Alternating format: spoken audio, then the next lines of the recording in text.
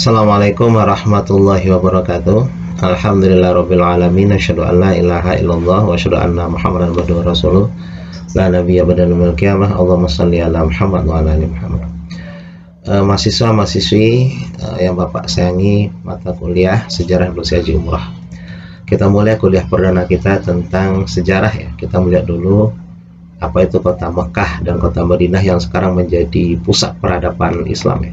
Pusat sholat kita, menjadi kiblat umat Islam, dan juga menjadi pusat untuk melaksanakan haji dan umroh. Ini merupakan silaturahmi internasional ya, umat Islam seluruh dunia.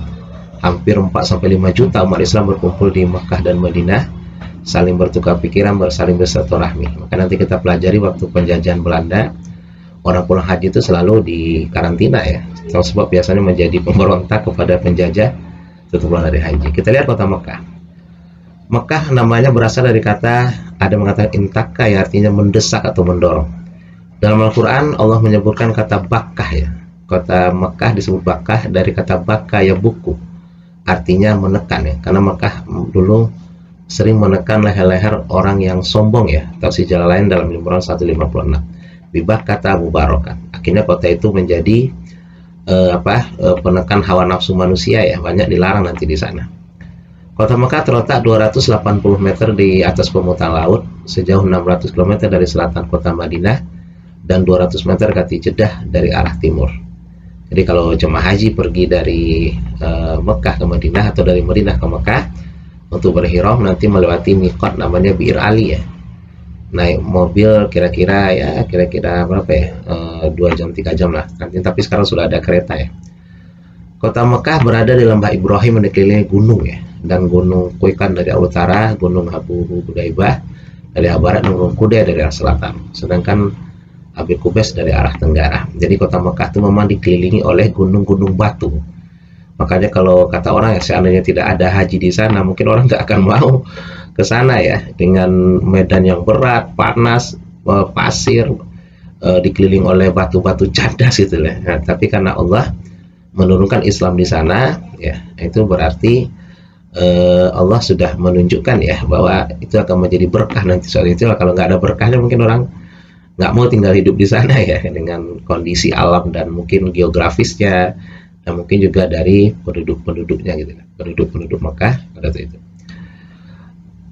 Kota Mekah ini mulai ditempati oleh Nabi Ibrahim dulu ya, Nabi Ismail ketika membangun Ka'bah. Jadi ketika Nabi Ibrahim punya anak Ismail dari Siti Hajar, istri kedua beliau. Begitu anak baru lahir ya, baru berumur 2 bulan kira-kira, Allah menyuruh ke Mekah, antarkan anakmu ke Mekah, sebuah lembah. Nah ini kan bentuk ketakwaan Ibrahim kepada Allah, kekuatan iman. Jadi haji itu nanti membangun kekuatan iman. Walaupun istri masih lemah, tapi diantar ke Mekah. Sampai di Mekah ditinggal, bayangkan. Sampai Siti Hajar bingung, wahai suamiku, apakah ini perintah Allah? Saya tinggal di sini loh, nggak dikasih bekal, nggak dikasih ATM, BPJS, sama seorang anak kecil ini loh, dan ini tandus, nggak ada apa-apa gitu loh. Ya sambil sedikit sedih, berkata, betul istriku, ini adalah perintah Allah. Nah lihat ya, kekuatan iman Hajar bermain di situ. Ya suami, kalau memang ini perintah Allah, tinggalkan saya di sini. Kamu nggak khawatir? Nggak kok. Takut? Enggak. Kenapa? Kan Allah yang nyuruh. Allah yang nyuruh berarti kita nggak usah khawatir. Berarti akomodasi ditanggung Allah. Kita disuruh rektor ke Jakarta aja nggak pernah takut gitu ya. Kenapa sih beli tiket dong, hotel dong gitu. Nah, ini manusia, Allah yang menciptakan manusia menyuruh, masa kita takut? Ini kekuatan iman. Akhirnya pulanglah Ibrahim ke Palestina. Tinggallah Siti Hajar dengan anaknya Ismail, dan disitulah mulai kehidupan ya. Nanti ada Zamzam ditendang oleh Nabi Ismail kecil. Zamzami berkumpullah dan berkumpullah. Nah nanti setelah itu ramailah manusia berkumpul menjadikan sebab Mekah itu juga pertemuan antara benua Afrika, ya, Eropa dan Asia gitu. Jadi akan menjadi tempat ramai-ramai ya. Setelah itu nanti Ismail menikah dengan keturunan Bani Jurhum ya. Karena situlah nanti orang Arab disebut sebagai orang mustaribat ya. Lanjutkan. Nah kota Madinah adalah kota yang disebut sebagai Madinah Munawwarah karena bersinar dengan kedatangan Rasulullah. Jadi setelah Rasulullah hijrah nanti ke Madinah, disitulah mulai dibangun sebuah peradaban. Disitulah dimulai bangun sebuah negara. Ada undang-undang, ada rakyat, ada pemimpin. Jadi Madinah itulah negara Islam Madinah pertama ya. Rasulullah adalah presiden karena beliau punya rakyat, beliau punya undang-undang, beliau punya pasukan gitu. Nah, kenapa dinamakan Makkah Munawarah? Karena memang dulu gelap ya, gelap. Yasrib adalah tempatnya orang Yahudi dulu dengan Khibar. Maka mereka sudah sombong karena dikira Nabi Muhammad itu dari Yahudi gitu, keturunan Bani Israel, dari Nabi Isa dan Nabi Yakub. Ternyata enggak, Rasulullah dari keturunan Nabi Ibrahim, makanya mereka menentang. Padahal sebelumnya mereka sudah keluar-keluar itu, akan datang nanti Nabi di akhir zaman yang akan membunuh kalian wahai orang Romawi. Itulah Nabi kami ya. Ternyata enggak. Akhirnya mereka tolak. Nah, akhirnya Rasulullah sampai mengusir Yahudi dari Madinah karena melanggar perjanjian, dan di kota Khibar nanti dikepung sama Rasulullah, perang Khibar ya. Akhirnya Yahudi lari pada saat itu. Nah, Madinah inilah yang menjadi tempat Rasulullah membangun peradaban Islam dan beliau dimakamkan di sana. Tidak. Makanya dari situ ulama mengambil bahwa seorang ulama itu tidak, yang hebat tuh nggak dimakamkan di tanah kelahirannya. Dia pergi ke merantau, mengembangkan Islam di sana dan dimakamkan di sana.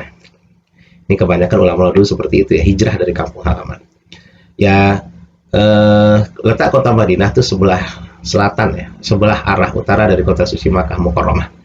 Jalan antara Makkah Madinah adalah kira-kira 500 sampai 600 km ya. Selanjutnya kita lihat dari kelebihan daripada kota Madinah ini, keberkahannya 2 kali lipat dari keberkahan kota Mekah, karena di sanalah Rasulullah Islam dibesarkan. Kan Rasulullah berdasarkan hadis Bukhari, ya Allah, jadikanlah keberkahan di Madinah 2 kali lipat dari keberkahan di Makkah. Madinah negeri yang baik, dan termasuk dalam hadis Rasulullah juga bahwa itu tidak akan pernah dimasuki oleh Dajjal, termasuk kota Makkah Mukarramah dan kota Madinah. Nah, inilah 2 kota ini yang menjadi nanti rangkaian haji. Haji itu sebenarnya cuma di Makkah saja. Haji itu cuma kita tawaf, kita sa'i, kita arafah, lempar jumrah, udah selesai. Cuma jemaah haji yang harus nanti mengunjungi Rasulullah. Sebenarnya sebuah hadis dijelaskan, orang-orang sampai ke tanah suci tapi tidak mengunjungi makam Rasulullah, katanya punya hati yang keras, susah menembus hidayah dan susah menerima kebenaran. Selanjutnya kita lihat hajinya, persyaratan haji pada haji ya. Haji ini disyariatkan oleh Allah pada tahun ke-6 Hijriah, ketika Rasulullah sudah 6 tahun di Mekah. Tapi Rasulullah berhaji itu tahun ke-10 Hijriah. Jadi ada masa 4 tahun Rasulullah belum melaksanakan haji. Nah, dari sini ulama mengambil hukum bahwa kalaupun kita sudah sanggup untuk berhaji, masih boleh kita tunda. Tidak alal faur, tidak bersegera. Tapi ada juga mengatakan kalau sudah ada, segeralah. Sebab belum tentu umur kita nanti sampai ke saat yang kita nantikan gitu.